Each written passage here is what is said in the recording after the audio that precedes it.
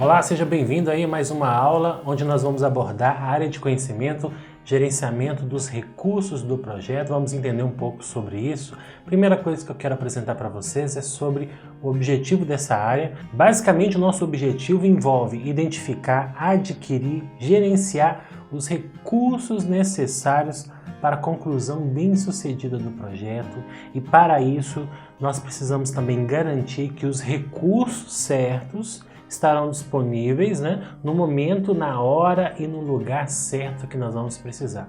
Esse é o esforço que nós vamos empreender para trabalhar recursos dentro do projeto, sejam recursos humanos, sejam recursos materiais. Então nós precisamos de uma determinada quantidade, determinadas expertises, conhecimentos que vão ser importantes para o nosso projeto e definir onde, que hora certa que é para usar esses recursos. Esse é o grande pulo do gato em relação ao gerenciamento dos recursos do projeto, ok?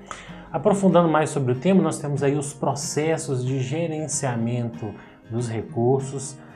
Nós temos aí 6 processos, O primeiro processo de planejamento, planejar o gerenciamento dos recursos do projeto, onde vai ser gerado um plano, tanto de gerenciamento das pessoas, assim como dos materiais e equipamentos, assim como nós temos o processo seguinte, que nós vamos buscar estimar os recursos das atividades. O que eu preciso? Quanto de material? Quantos computadores? Quanto, qualquer material que eu venha utilizar, qualquer quantidade a ser utilizada dentro do projeto, quantas pessoas, quantos analistas, quantos especialistas em determinado assunto eu vou precisar para o meu projeto. Okay? Isso tudo é determinado por meio do processo estimar os recursos das atividades.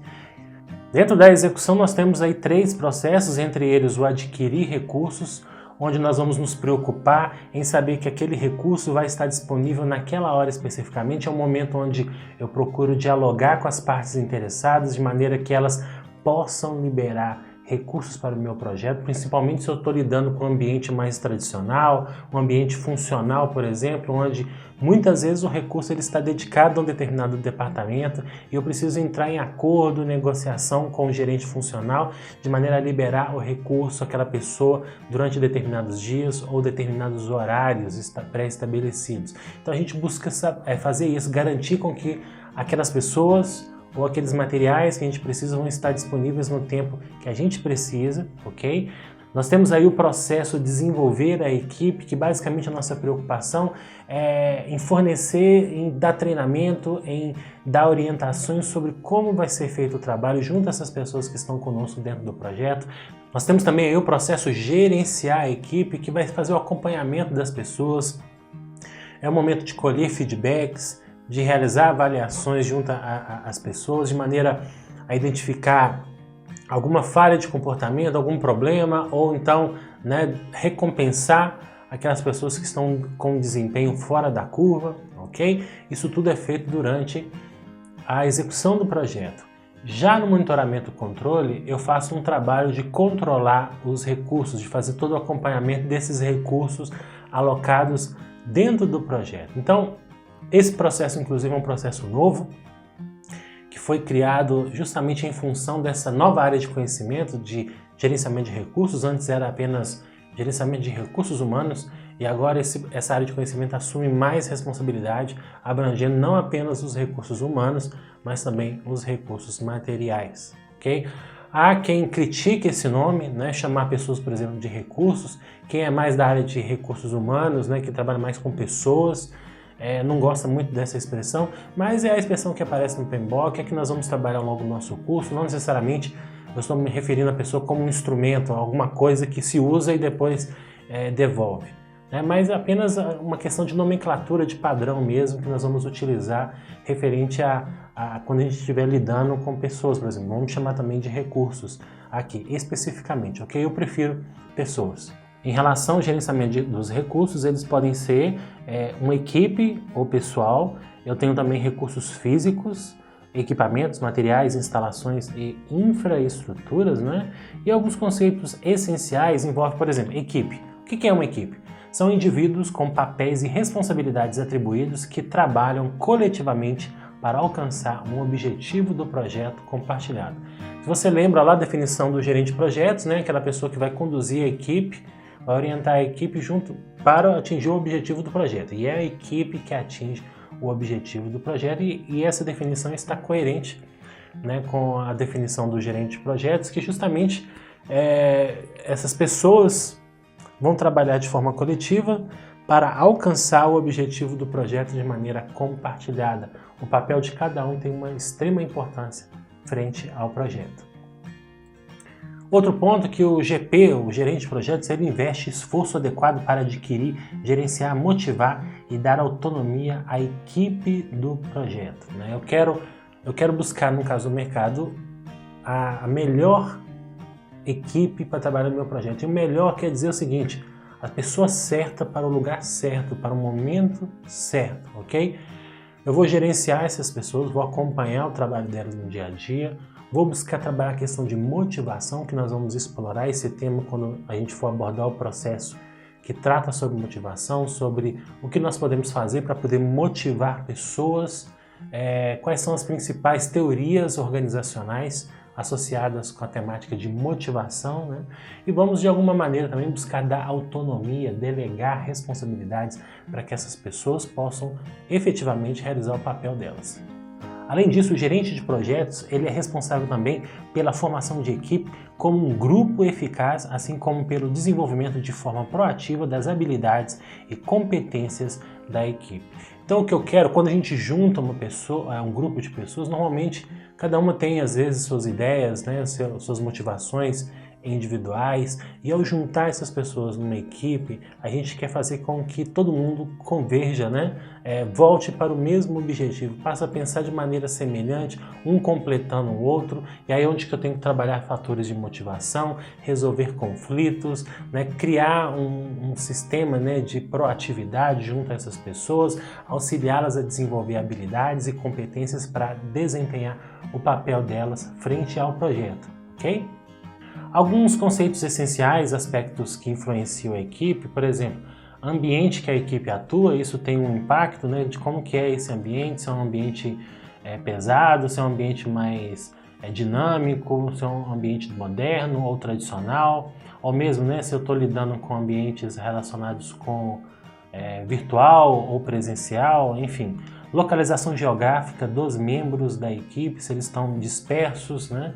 Comunicações entre partes interessadas, como é que vai funcionar, gerenciamento de mudanças organizacionais e política interna e externa da organização e, por fim, questões culturais e fatores de exclusividade da organização. São aspectos que influenciam a equipe de alguma maneira, o comportamento delas, a maneira como que elas agem frente ao projeto, frente à organização, e isso vai ter algum tipo de impacto.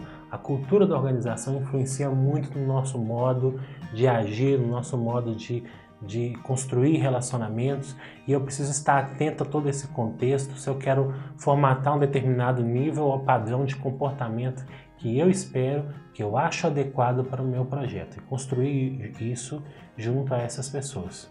Ainda sobre conceitos essenciais, nós temos recursos físicos, que concentra-se em alocar e usar recursos, né? Por exemplo, materiais, equipamentos, suprimentos necessários para a conclusão bem-sucedida do projeto de forma eficiente e eficaz. Não adianta também você ter as melhores pessoas e não dar ferramenta, não dar material para que elas possam realizar o trabalho delas. Então a gente precisa garantir com que esses materiais, esses equipamentos estejam disponíveis no tempo certo para que essas pessoas possam fazer o melhor trabalho possível. Então, por isso a importância da gente fazer a gestão adequada dos recursos físicos do projeto. E continuando o assunto, nós temos também riscos ocasionados pela má gestão dos recursos materiais. Vamos ver alguns. Primeiro, atraso ocasionado pela indisponibilidade de infraestrutura ou equipamentos críticos. Se não tem recurso disponível, o impacto normalmente que a gente vê em relação ao projeto é no cronograma, principalmente no cronograma. Vamos supor, você precisa de um equipamento, aquele equipamento ele é alugado, e aquele equipamento não está disponível naquela data que você combinou. Isso vai ter um certo impacto dentro do seu projeto. Então, vamos ficar atento a isso. Outro ponto, recall ou retrabalho ocasionado pela baixa qualidade dos materiais. Se você não adquire um material adequado dentro da especificação que você precisa, para o padrão que você precisa, isso pode ter algum impacto na qualidade do seu produto. Então vejam aí o momento certo para a gente poder fazer com que as áreas de recursos e qualidade possam conversar entre si de maneira que eu possa fazer uma mensuração adequada da qualidade dos produtos, no caso, dos recursos que eu preciso adquirir para atender determinados padrões de qualidade internos do projeto. Então a gente precisa se preocupar com isso para não ter problema de recall, retrabalho, revisões, né, posteriores, enfim. E inconsistência de estoque pode levar também custos e comprometer a qualidade. Então, algum problema de estoque, se você não fez a gestão adequada do seu estoque, ou se você trabalha com outro sistema, né, de estoque zero, então você precisa garantir com que aquela política, com aquele framework, ele funcione de fato para você, de forma que nunca te falte material suficiente para você fazer o seu trabalho, ok? No que tange a tendências e práticas emergentes, eu posso ter alguns métodos para gerenciamento dos recursos. Por exemplo, quando eu me proponho a fazer um gerenciamento enxuto, né, o Lean Manufacturing, eu estou buscando, no caso, a eficiência de processos, quando a gente está implantando isso para poder fazer a gestão dos nossos recursos, ok? Nós temos também, né, o conceito de estoque zero, ou just in time, que é a mesma coisa, que está relacionado com produção, transporte e compra na hora exata. O Just in Time ele tem um impacto interessante para a empresa ou para o projeto, que a gente trabalha com estoque zero. E isso ajuda. Estoque zero, gente, quer dizer que não é zerado, mas quer dizer que eu tenho o mínimo para poder garantir, às vezes, apenas por alguns dias, enquanto o meu fornecedor vai repondo aquele mínimo estoque. Eu não trabalho com estoques grandes porque isso gera custo, às vezes pode gerar perdas de materiais, então eu evito isso no caso. Então uma maneira da gente poder conseguir reduzir custo é utilizando de um sistema de just in time, ok? Essa é uma técnica também usada para poder otimizar o uso de recursos. Outra técnica também, mais uma filosofia, né, é o Kaizen, né? Que significa mudança para melhor, são palavras em japonês, né? Kaizen, a junção dessas duas palavras, significa mudança para melhor e envolve um trabalho de eliminação de desperdício. Então, empresas que utilizam, né, dessa filosofia, dessas práticas de Kaizen, elas buscam de alguma maneira facilitar o trabalho das pessoas, colocando as ferramentas próximas delas, facilitando o processo de reposição de materiais que elas irão utilizar para poder realizar esse trabalho. O outro ponto também, né, nós temos aí o conceito de manutenção produtiva total, a MPT, que é um mecanismo parecido com o Kaizen também, porém ele atua na cadeia de suprimentos no sentido de reduzir desperdícios. O Kaizen ele é mais interno da empresa, preocupado com os processos internos. A manutenção produtiva total, ela está preocupada com a cadeia de suprimentos, como é que está funcionando toda essa logística, né, dos fornecedores encaminhando peças, a produção e depois isso aqui indo para o cliente, enfim, né? Esse é um conceito importante também. A teoria das restrições, também conhecida como TOC, ou Theory of Constraints, parte do princípio que toda organização tem ao menos uma restrição que limita a performance e o conceito sugere identificar gargalos e tratá-los. Partindo de um exemplo mais simples, né, relacionado com a teoria da restrição, quando a gente tem um processo de produção, né, cada um vai lá executando suas tarefas, né, em determinado local, você às vezes percebe assim, uma grande quantidade de peças para serem produzidas por uma pessoa específica, aquilo vai acumulando e a pessoa não vai dar conta de escoar aquilo. É onde muitas vezes a gente pode encontrar um gargalo da produção. E aí é onde que nós temos que atuar para resolver aquele gargalo, para que a produção ela possa escoar e muitas vezes, né, permite com que nós possamos acelerar o processo, utilizando no caso dos conceitos associados com a teoria das restrições. Em relação a tendências e práticas emergentes dentro do ambiente de projetos, um fator que está sendo considerado agora no PMBOK, mas que já faz parte do mercado como um todo, é pensar sobre a questão de inteligência emocional e sobre como aspectos emocionais podem impactar a nossa motivação, a nossa produtividade e também, né, como nós podemos lidar com esses fatores emocionais de maneira positiva. Ok? Então é um assunto que cabe a gente pensar. Outra coisa também, né, que faz parte desses contextos são equipes auto-organizáveis. Cada vez pessoas mais competentes ou com condições, no caso, de se auto-organizar em torno de uma determinada tarefa, o que muitas vezes elimina, em parte, o papel do gerente de projetos, né, no que tange a liderança daquelas equipes, uma vez que, se elas são auto-organizáveis, essa figura do líder, ele acaba perdendo poder, como já mencionamos em vídeos anteriores, né? Outro assunto é que equipes virtuais e equipes distribuídas, né, cada vez mais presente. Eu mesmo trabalho muito em home office, realizo diversos trabalhos em home office e várias empresas estão vendo isso como uma oportunidade. Às vezes elas não têm espaço para crescer, ou às vezes elas querem reduzir custo e aí elas mandam seus funcionários para trabalhar em casa. É um trabalho muitas vezes que requer mais autonomia da pessoa, mais responsabilidade, né? A gente depois vai discutir isso relacionado com teorias da motivação. Então tem que ser normalmente uma pessoa madura para poder trabalhar sem o olho de um supervisor por trás, né? Então o trabalho é muito orientado para resultado e não para cumprir uma rotina de 8 horas, por exemplo, todos os dias, trabalhando em um determinado projeto ou uma determinada empresa. Em relação a considerações sobre tailoring, nós temos aí questões de diversidade, localização física, recursos específicos do setor, contratação de membros da equipe e gerenciamento da equipe e também abordagens do ciclo de vida. Nós temos que pensar como é que é a diversidade das pessoas que estão trabalhando conosco. Nós estamos trabalhando em ambientes culturais, de culturas diferentes. Então, como é que nós vamos lidar com essas diferenças culturais?